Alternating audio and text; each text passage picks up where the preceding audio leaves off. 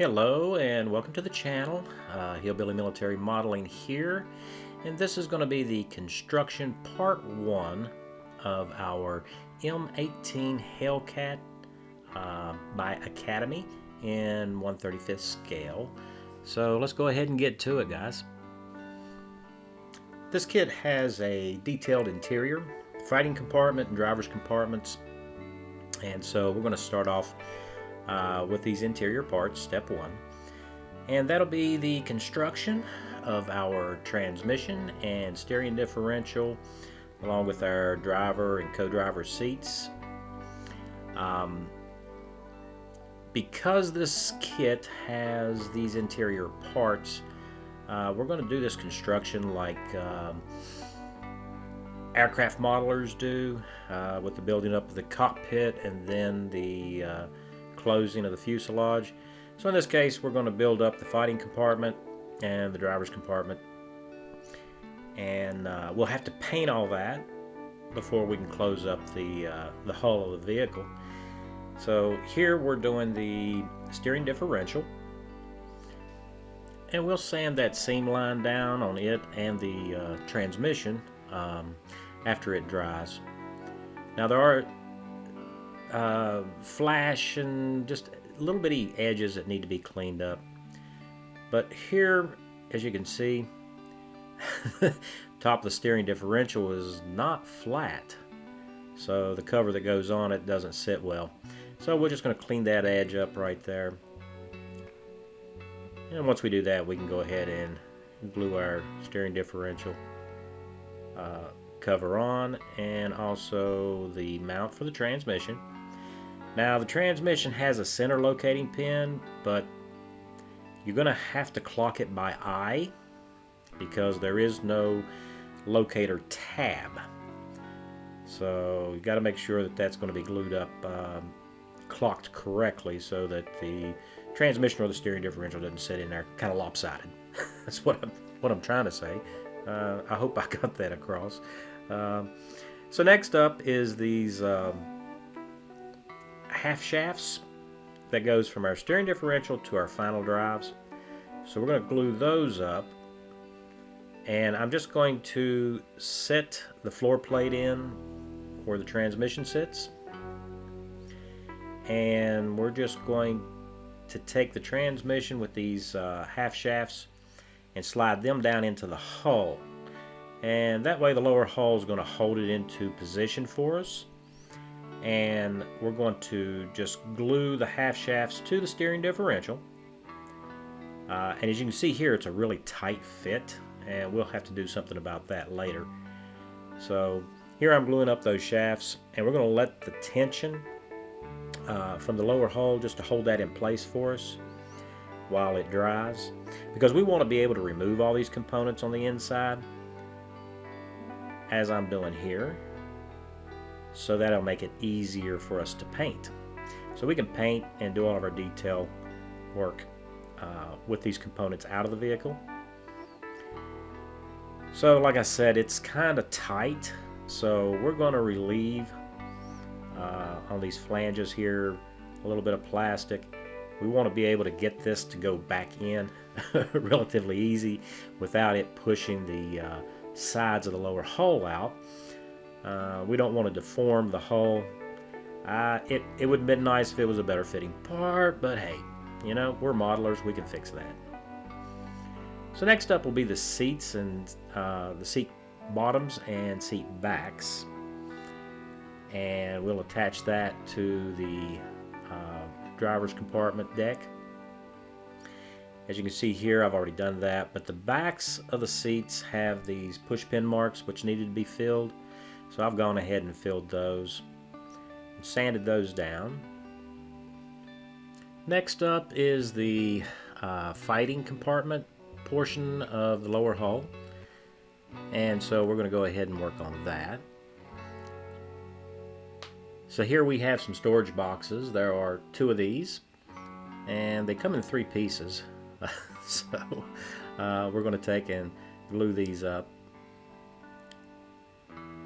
Once they're all glued up, we can attach them to the floor plates I've already attached the rear bulkhead here, and so we're just going to set these storage boxes, I guess is what we'll call them, and glue those up.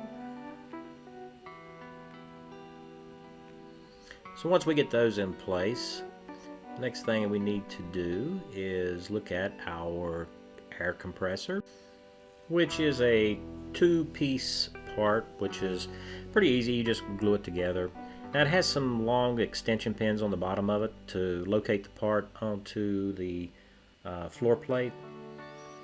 So the best thing to do anytime you have a situation like this, where the holes go all the way through the part on the back side, is just glue it up from the back side. That way you don't have to worry about glue being smeared all over your floor plates. Now we do have a little square insert at the very bottom of the hull. It might be an escape hatch, I don't know. But need to install that. And it fits relatively well. Just go ahead and glue that one up.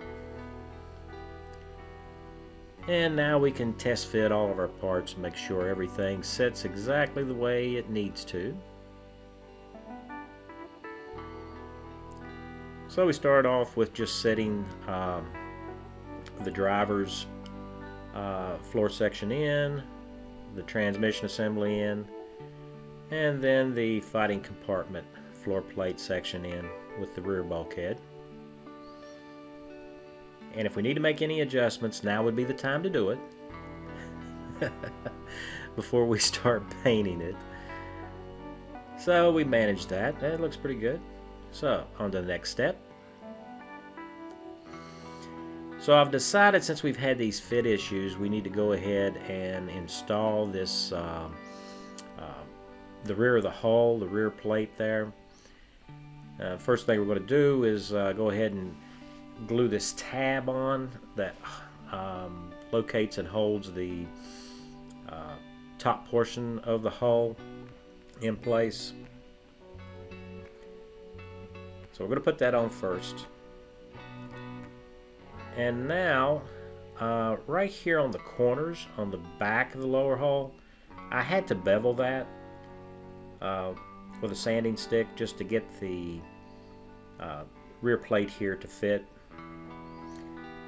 So that's something to look out for, and we're going to go ahead and glue that up.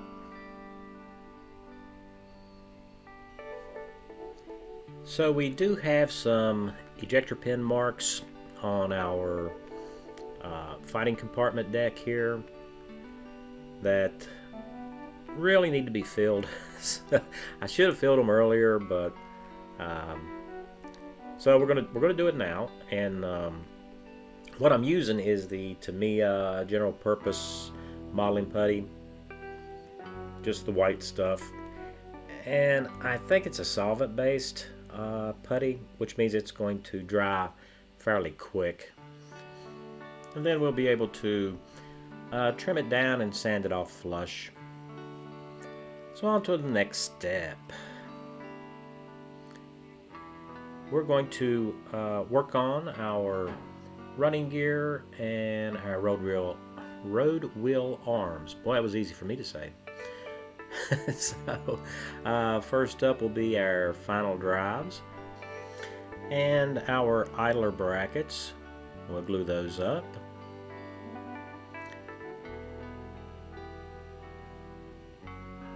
And now we can place our road wheel arms in. Now these road wheel arms are keyed, so you have road wheel arms for the left and the right. And there are 3 different types of road wheel arms on each side, so you need to pay attention to that.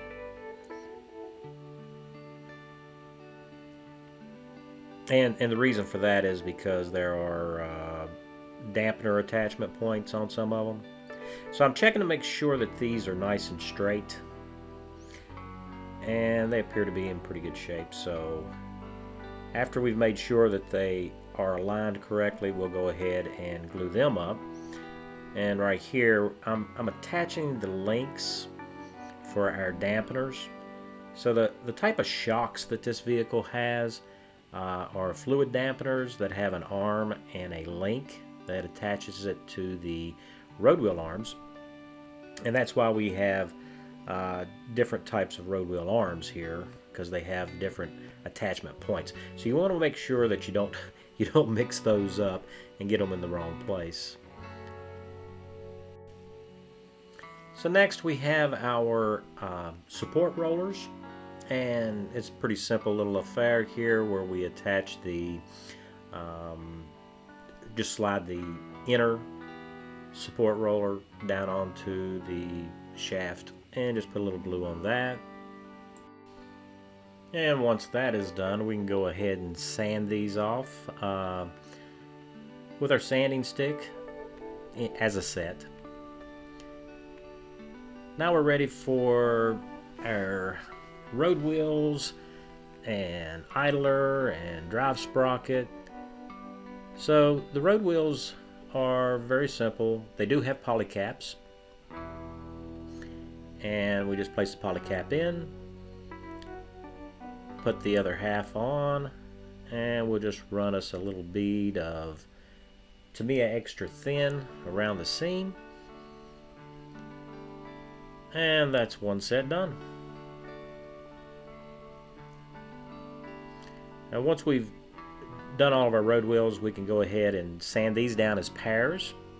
Now you can do them individually if you like, but if at all possible, I like to do them as a set.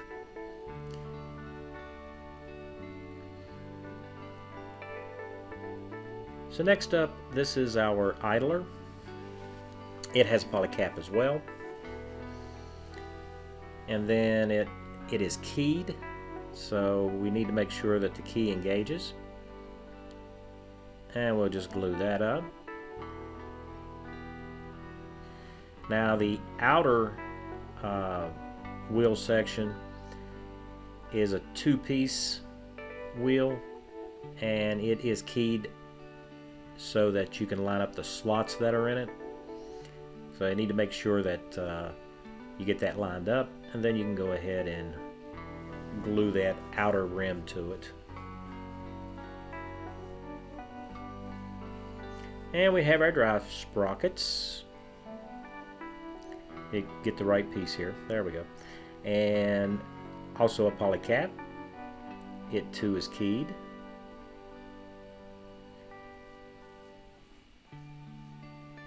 And we'll glue that up. And then we'll install the outer portion.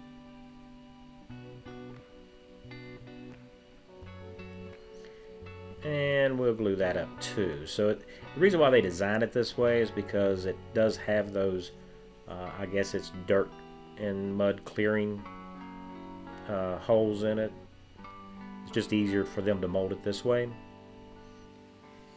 So with all of our road wheels, drive sprockets, and support rollers and everything fitted to the vehicle, we're ready to go to the next step, which is tracks.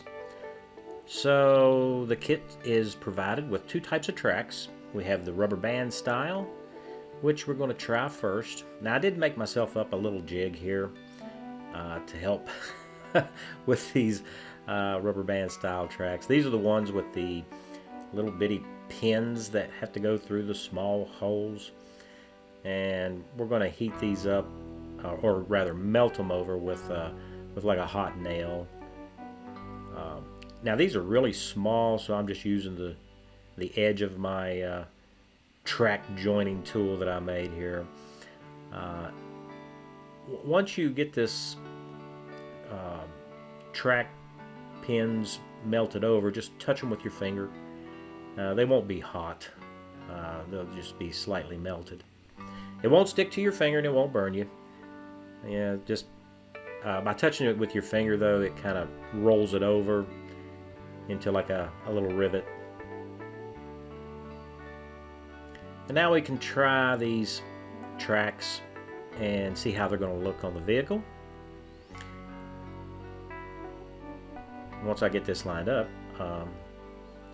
so, yeah, I was hoping these tracks would be really nice, but as you can see here, it's a really tight fit. and it's so tight, in fact, that it kind of pulls the drive sprocket out of alignment, and it doesn't really look that good. See there? Yeah. So I guess next up we're going to try the link and length tracks. That's the second type of tracks that are provided in this kit. So let's go ahead and put those together and see how that works out for us. So we have 2 sprues of these, and there are some ejector pin marks that we'll have to deal with on some of them, but most of them are kind of proud of the part just a little bit, so a little bit of trimming, and that's about all you need to do on these. And it cleans up pretty easy. So we'll trim all those off and get them nice and cleaned up. Here we're assembling it, and I'm using a small 6-inch ruler just taped down to my mat to help me keep everything lined up. I don't want to trust eyeballing it. My eyeballs sometimes are a little crooked. So once we get this all lined up, we can go ahead and glue these into place. Just a real light touch with Tamiya extra thin right on the joint. And once we get that done, we're going to connect this into one big long string, I guess you could call it, so that we can just kind of bend it around. So I feed in the top section of the track, and now we're just going to bend the track right around. Now you do need to let this track set for 3 to 5 minutes so that the glue isn't tacky. And here I'm having trouble because the guide horns on the track, the center guides, they don't want to fit inside the slot on the idler. So we'll have to deal with the other idler in a little bit. But now that this track is all glued up, we have to continue with putting these tracks on. Once we get around the idler, though, the rest of it goes together pretty good. So I do have to kind of pull the track right up to the sprocket. So I chose this location just in case it doesn't fit well. That way the fender will cover it if there's a gap. But I got it all to fit pretty good, and I'm using my tweezers here, tension from the tweezers to hold the tracks together, and another set of tweezers, self-closing type, to keep my first pair of tweezers from falling over. So here's the problem that we have. The center guides on our tracks are a real tight fit on our idler. So I need to modify this idler before we attempt to install the track on the other side. And we'll fix the idler on the other side once everything's dried and we disassemble it. So next we're going to take a look at the upper hull section. Since we've had so many fit issues, we'll go ahead and put the tab on the back of it and push it into place and see what kind of fit we have. We don't want to do a lot of painting on this and then have an issue where we can't get the top on the tank. So, and as you can see right here in the front, we do have an issue. It overhangs considerably. Okay, so in the front of the vehicle on the inside here, as you can see, there's nothing there. Okay, and if we go to our instructions, it clearly shows 2 pins in the bottom, 2 in the top, and you're supposed to use the large polycaps to secure the front portion of the hull. But the model doesn't have that. So what I end up doing is I end up sanding the back portion right here on the upper hull. That way I can get it really close to fitting. And once we've got that fitted, we go ahead and go to finishing up the interior parts here. And this is on the bottom side of the upper hull section. So what we have is the laterals, which is the steering mechanism for the driver to use to steer the tank. And these are dual type because there's also laterals on the assistant driver's side, which is kind of interesting. But we'll just get that glued up. So I don't know for sure, but I think this vehicle can be driven from either side, either the driver's side or the assistant driver's side of the vehicle, which is a interesting feature for a tank. Next up is the instrument panel, and we go ahead and get that one glued in.